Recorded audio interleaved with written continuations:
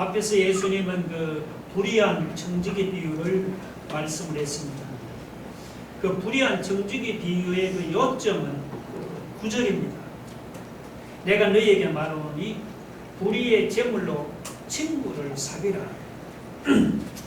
불의의 제물로 친구를 사귀라. 그 말은 하나님께서 우리에게 맡겨준 제물을 우리를 위해서만 사용하지 말고 어려운 사람들을 도와주고 선심을 베푸는 데 사용하는 그런 말이죠. 그러니까 오늘 본문에 보면 바리새인들은 예수님의 그 말씀을 듣고는 비웃었습니다. 바리새인들은 왜 예수님의 말씀을 듣고 비웃었습니까? 그 이유는 바리새인들이 돈을 좋아하는 자들이었기 때문이죠. 바리새인들은 돈을 좋아하고 돈을 사랑하는 욕심 때문에 불의의 제물로 어려운 사람들을 도와주고 선심을 씁니다. 예수님의 말씀을 듣고는 비웃었습니다. 바리새인들이 사람들 앞에서는 하나님을 사랑하고 율법을 잘 지킨다고 그렇게 스스로를 정당화시켰습니다. 그러나 사실 그들의 속마음은 하나님을 사랑하고 섬기는 것이 아니었습니다. 그들의 속마음은 하나님보다 돈을 더 사랑하고 돈을 더 섬기는 그런 이중적인 생활을 했습니다. 15절만 보세요. 예수께서 이르시되 너희는 사람 앞에서 스스로 옳다는 자들이다. 너희 마음을 하나님께서 아십니다. 사람 중에 높임을 받는 그것은 하나님 앞에 미움을 받는 것이다. 자, 이것은 극과 속에 따른 바리새인들의 위선을 주님이 책망하는 말씀이죠. 그런데도 바리새인들은 속마음에는 관심이 없고 겉모습에만 관심을 가졌어요. 속마음으로는 돈을 좋아하고 사랑해도 겉으로만 그냥 율법을 잘 지키는 척 하면은 하나님이 나라에 들어갈 줄로 생각을 했습니다. 아니지요. 그들의 생각은 분명히 잘못됐습니다. 17절은 뭐라고 합니까? 그러나 율법의 한 획이 떨어짐보다 천지가 없어짐이 쉬우니라. 무슨 말씀이에요? 말 그대로죠. 율법의 가장 작은 한 획을 떼어버리고 무시하고 안 지키는 것보다 차라리 천지가 없어지는 것이 더 쉽다는 그런 말이에요. 율법의 작은 부분이라고 함부로 무시하고 안 지켜도 되는 것이 아닙니다. 율법의 1.1획이라도 함부로 무시하지 마세요. 그대로 다 지켜야 합니다. 율법은 뭐라고 말씀합니까? 18절에 보면 율법은 자기 아내를 버리고 다른 데 장가간다든지 혹은 버림당한 여자에게 장가가는 것은 간음이라고 분명히 말씀하고 있잖아요. 그런데 바리새인들은 어떻게 했습니까? 바리새인들은 자기 아내가 마음에 안 들면 율법을 무시하고 함부로 자기 아내를 버리고 이혼을 했습니다. 바리새인들이 겉으로는 율법을 잘 지키는 것 같지만 실제 보면 이렇게 율법을 잘 지키는 것이 아니었습니다. 물론 구약시대 때는 그 바리새인들의 생각이 어느 정도 통했습니다. 왜냐하면 구약시대는 아직도 복음이 분명하게 드러나지 않던 그런 시대였죠. 그래서 그때는 겉으로 율법을 대충 지키는 것을 하나님도 어느 정도 묵인했습니다. 그러나 신약시대 예수님을 통해서 복음이 밝히 드러나지 않았습니까? 16절 보세요. 율법과 선지자는 요한의 때까지요. 그 후부터는 하나님 나라의 복음이 전파되어 사람마다 그리로 침입하느니라.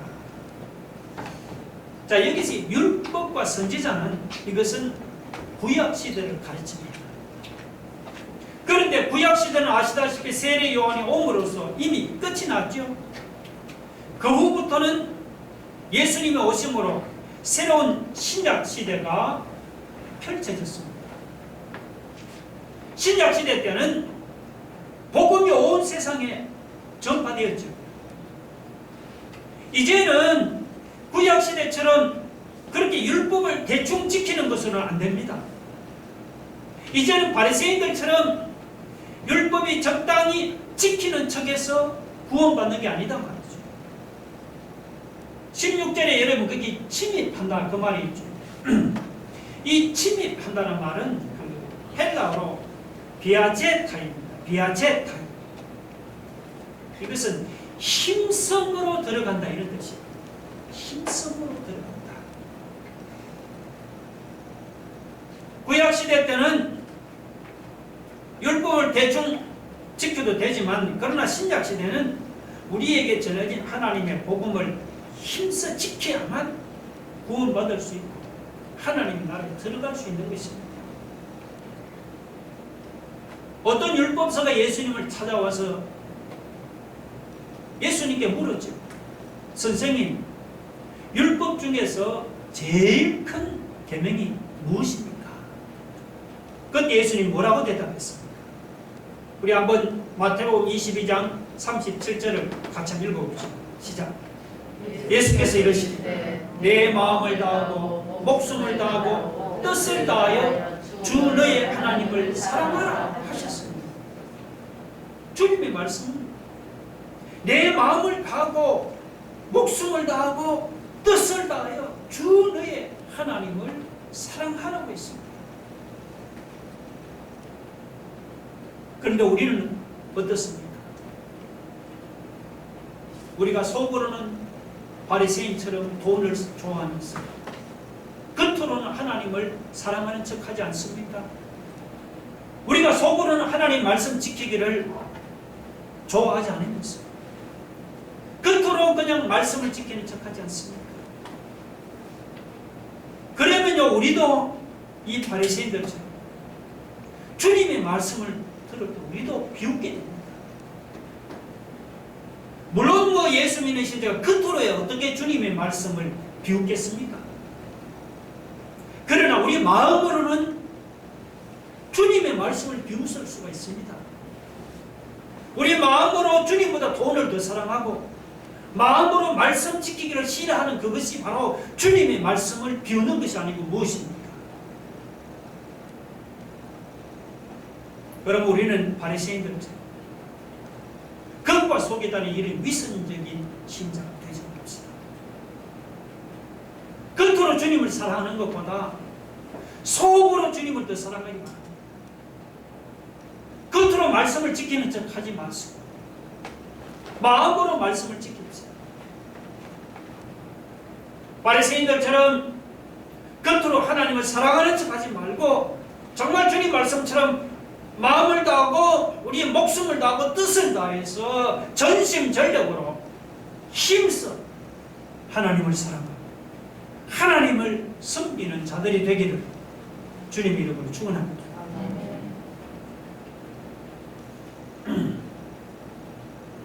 그 다음 19절로 31절은 우리가 잘 아는 부자와 거지 나사로에 대한 비유입니다.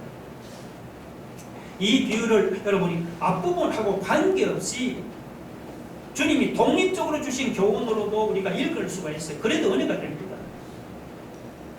그러나 그보다는 앞부분에 돈을 좋아하는 바리새인들에게 주신 교훈으로 우리가 받으면 훨씬 이해가 잘 됩니다. 예수님은 앞에서 돈을 좋아하는 바리새인들이 마지막 날 하나님 앞에 설 때 그들은 불의한 청지기라고 심판당한다고 말씀했지. 그 사실을 예수님께서 이제 여기서 부자와 나사로 비유를 통해서 더 분명하게 우리에게 보여주십니다.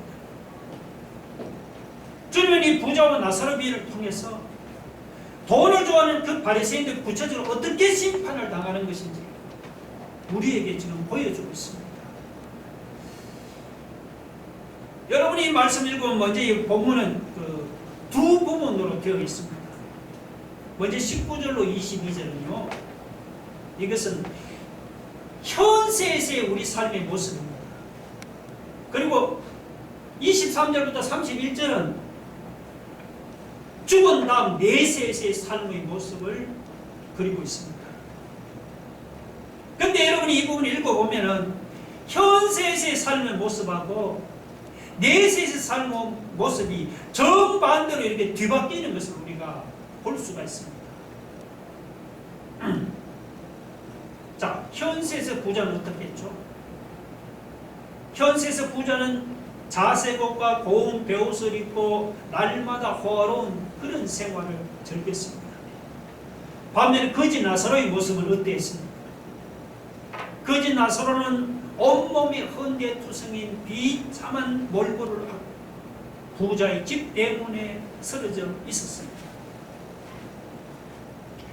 이 거지 나사로는 부자의 밥상에서 떨어지는 부스러기로 줄임배를 채우려고 했죠. 그마저 주는 사람이 없었어요. 그뿐이 아니죠. 심지어 개들이 와서 그의 아픈 상처를 핫았습니다. 특히 유대 지방의 개들은 아주 사납다고 합니다. 사나운 개들이 그냥 상처를 핥기만 했겠어요. 때로는 그냥 날카로운 발톱으로 아픈 상처를 더 아프게 했을지도 모르고, 그렇다고 이 거지 나사로에게는 그 개들을 쫓아낼 힘도 없었습니다.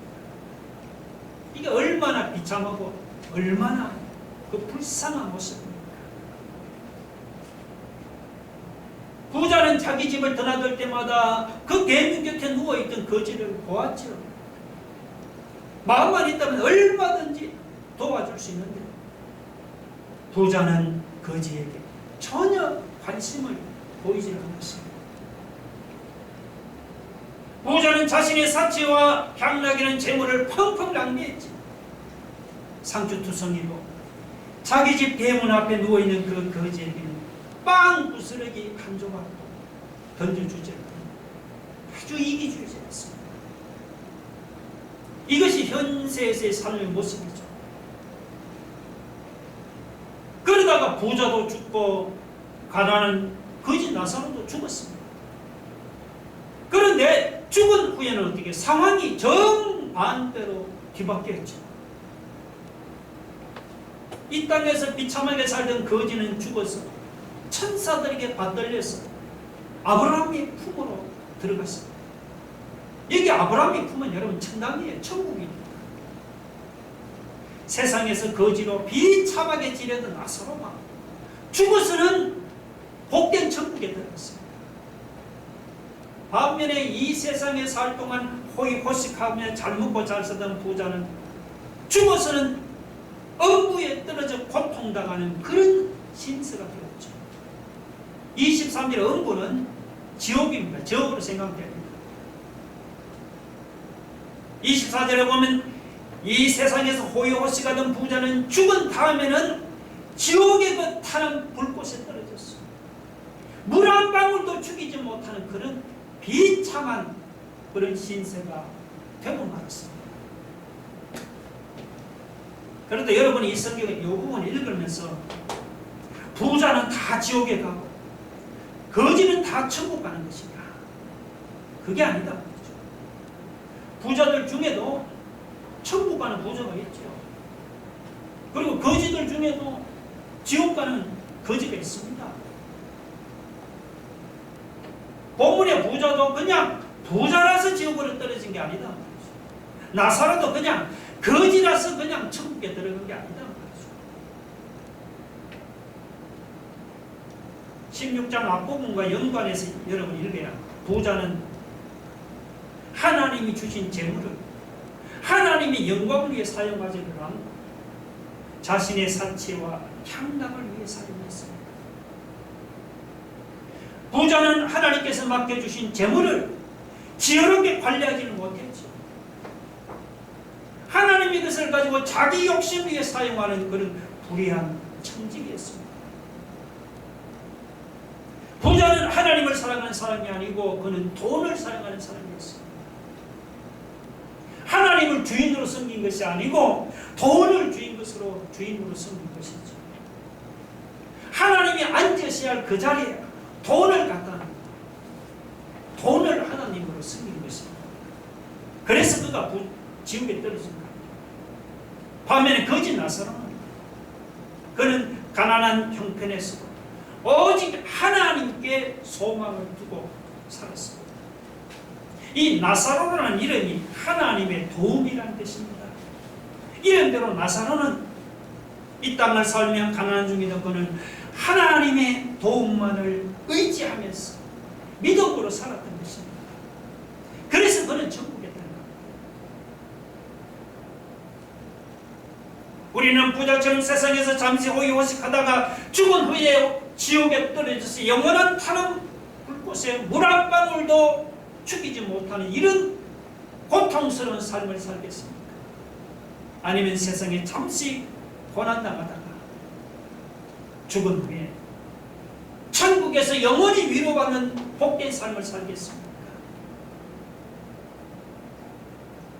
오늘 우리가 이 다음 천국에 들어가서 영원히 위로받는 이런 복된 삶을 살기를 원한다면 우리는 현세에서 바리새인들처럼 돈의 노예가 되어서 돈을 주인으로 섬기며 살 것이 아니라 우리는 힘들고 하나님을 주인으로 모시고 믿음으로 살아가야 합니다. 나사로처럼 우리가 이 땅에서 하나님께 소망을 두고 하나님의 도우심만을 의지하면서 하나님의 뜻대로 살아가는 이런 인생이 되기를 주님 이름으로 축원합니다.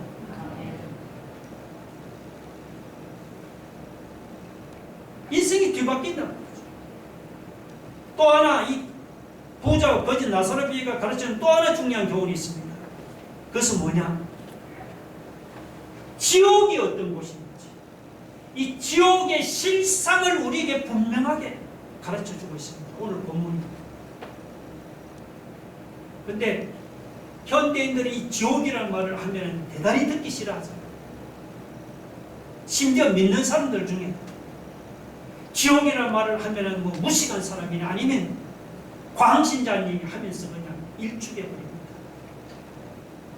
그러나 여러분 꼭 알아야 할 것은 사람이 믿든지 안 믿든지요, 지옥은 분명히 존재합니다. 오늘 함께 있는 부자와 거짓 나사로 비유는 우리에게 지옥이 어떤 곳인지를 세 가지로 우리에게 보여주고 있습니다. 지옥이 어떤 곳이냐 하면요, 첫 번째 지옥은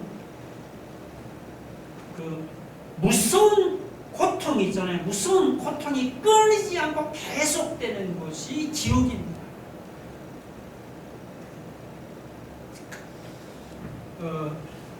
물론 안 가봐서 뭐 느끼지는 못합니다.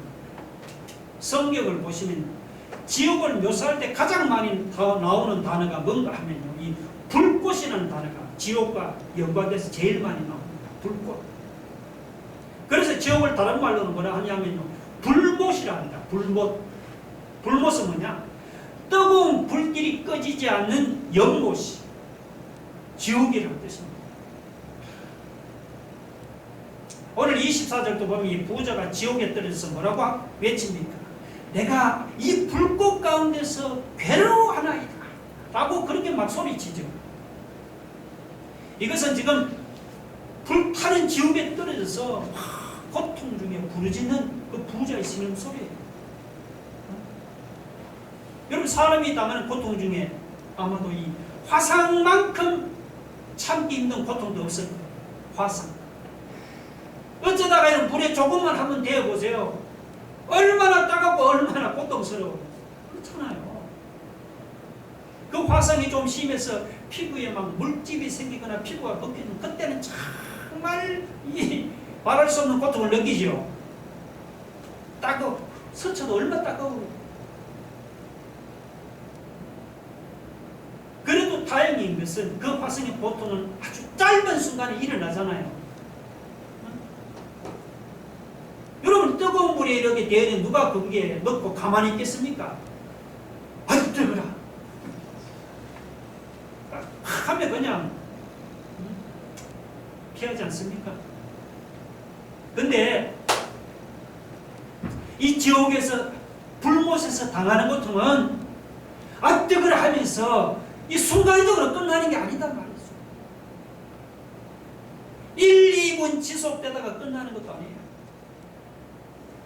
이 뜨거운 그 불에 타는 그 고통이 여러분 영원히 계속되는 거 한번 생각해 보세요. 그리고 지옥에 사람이 죽어요, 안 죽어요? 불에 타는데도 죽지는 않아요. 고통은 다 느껴요. 죽지 않고 그 뜨거운 불꽃 가운데서 죽지 않고 그 고통을 영원히 느낀다고 한번 생각해 보세요. 비유적인 표현이 아닙니다. 이건 실제입니다. 여러분이 지옥이 이렇게 고통스러운 것임을 여러분이 알았다면 함부로 지옥 가겠다고 여러분 말하지 마세요.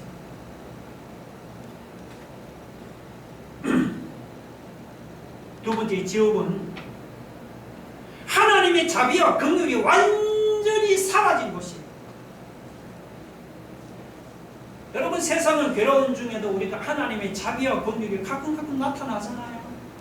그래서 세상은 괴로워도 살만한 곳이 아닙니까? 그런데 이 지옥은요, 이 세상과 다릅니다. 우리 지금 세상과 달라요. 지옥에는 하나님의 자비와 은혜가 완전히 그냥 사라진 것이에요. 우리는 그 사실을 지옥에 떨어진 이 부자를 통해서 확인할 수가 있습니다. 자, 이거 보세요. 부자가 지금 지옥에 떨어져 있어요. 물 한 바가지나 물 한 숟가락을 적셔달라는 게 아니죠. 물 한 방울만 적셔달라는 거예요. 물 한 방울만. 그런데 하나님은 그마저 거절을 버리죠. 얼마나 냉정합니까? 그뿐이 아니죠. 부자는 자기는 비록 지옥에서 고통당하지만 현세에는 자기 형제들만은 지옥에 오지 않게 해달라고 부탁하죠. 그런데 하나님은 어때요? 그마저 그냥 냉정하게 거절을 버립니다. 우리가 지금 이 세상에서 알고 있는 하나님은 얼마나 자비로우시고 얼마나 인자하신 분입니까?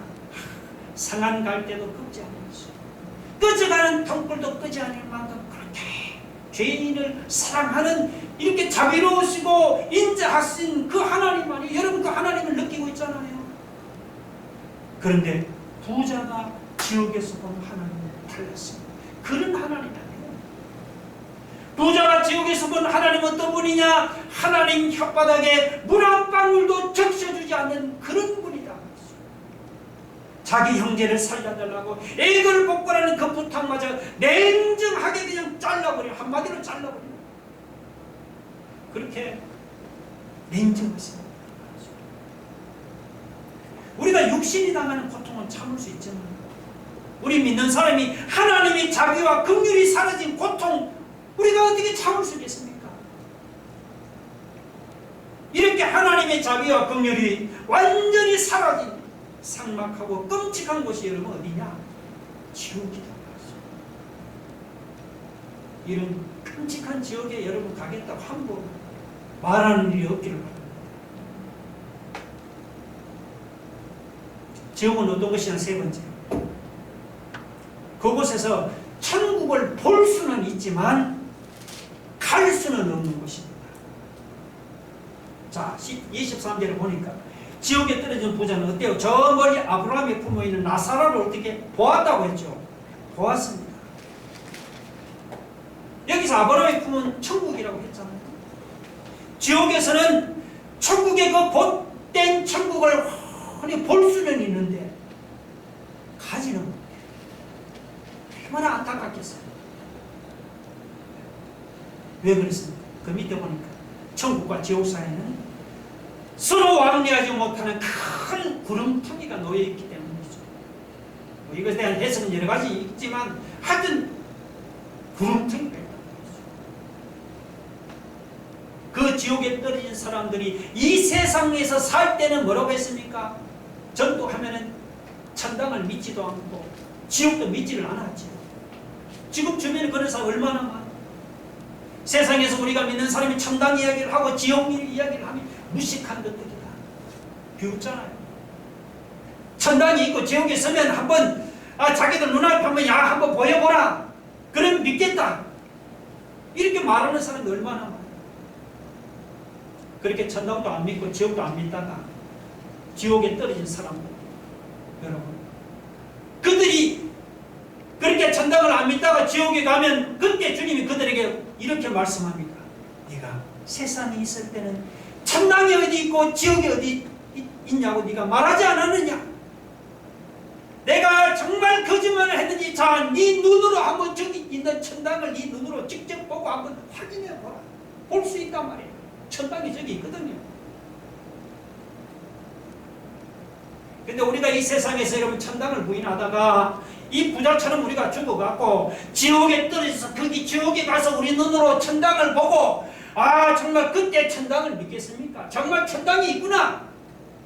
그러나 그때는 너무 늦었어. 그때는. 왜? 지옥에서는 천당을 눈으로 볼 수는 있지만 갈 수는 없어요. 우리가 죽은 다음에 여러분이 천당에 들어가길 원한다면 이 세상에서 천당을 보지 않고도 성경을 통해서 천당이 있다는 사실을 믿을 수 있기를 주의 이름으로 축원합니다.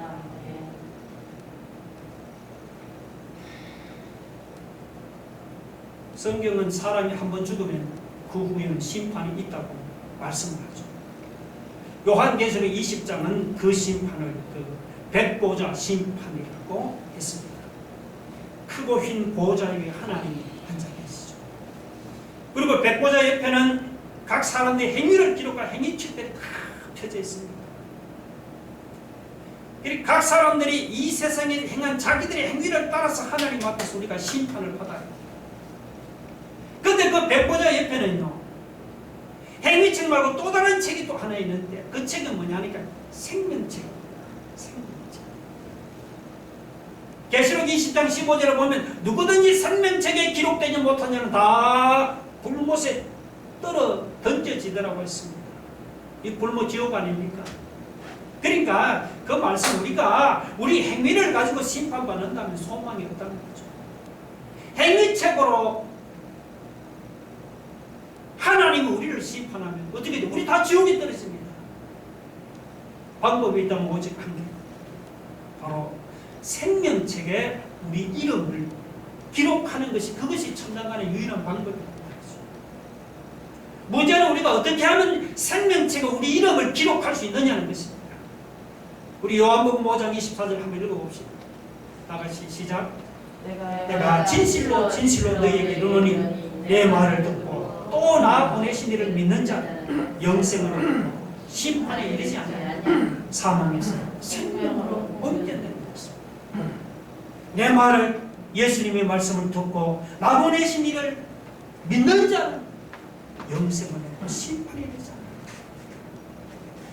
그는 즉시 사망에서 생명으로 옮겨집니다.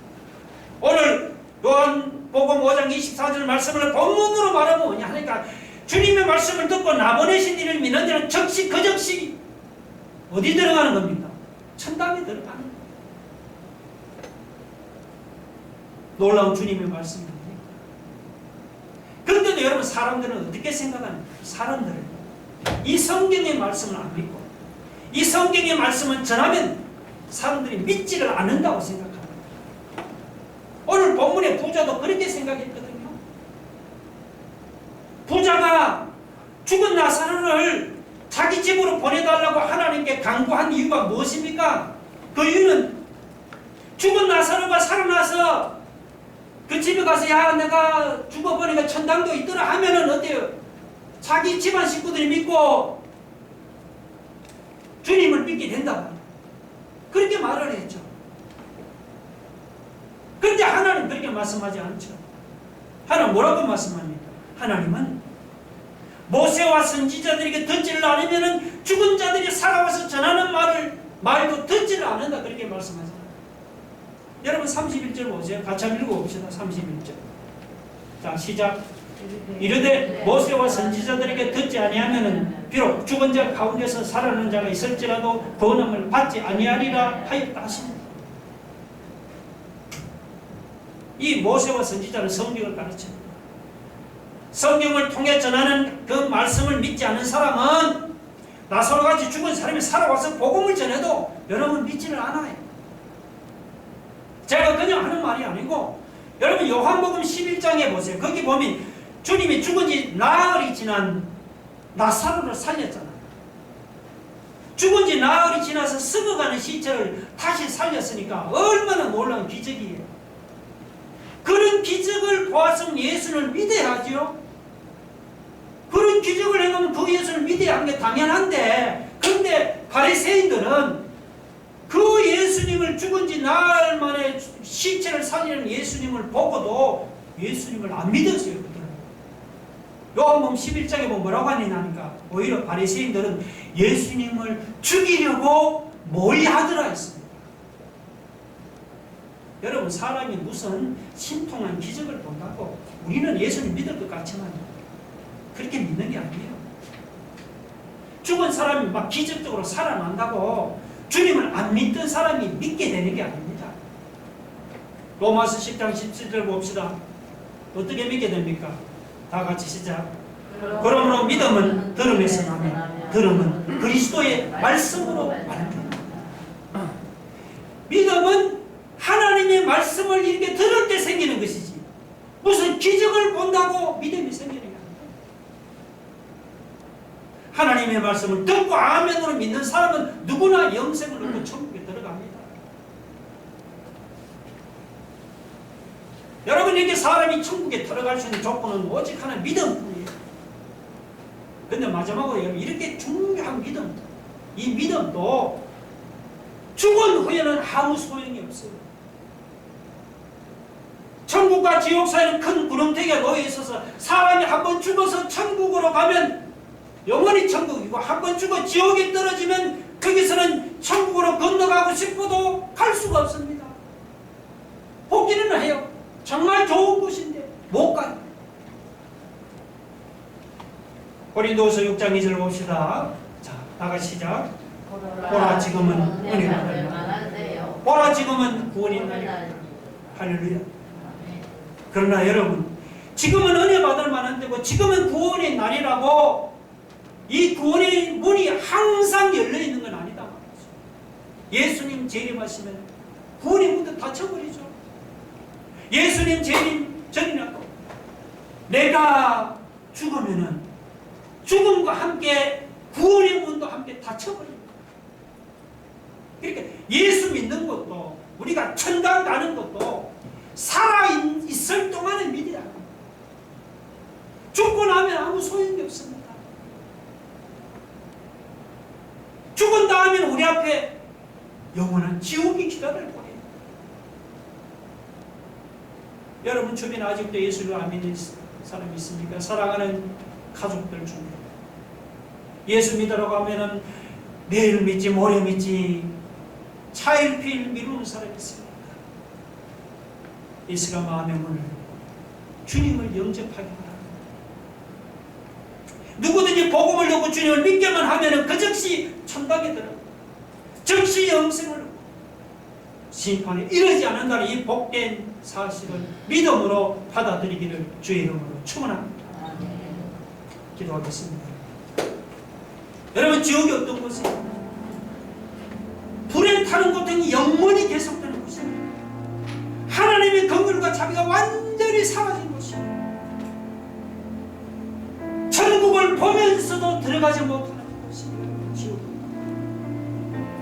그러나 죽은 사람이 살아오는 기적을 본다고 안 믿는 사람이 믿게 되는 건 아니에요. 믿음은 하나님의 말씀을 듣는 것입니다. 복음을 듣고 말씀을 듣고 주님을 믿으면 즉시 구원을 얻고 천당에 들어갑니다. 그러나 이 믿는 것도 살아있을 때입니다. 죽고 나면 소용없습니다. 사랑하는 가족들 중에 아직도 안 믿는 사람이 있습니다. 살아있을 동안에 예수 믿고 그 지역의 고통에서 구원받게 해달라. 우리 한번 통솔합니다. 하겠습니다. 할렐루야.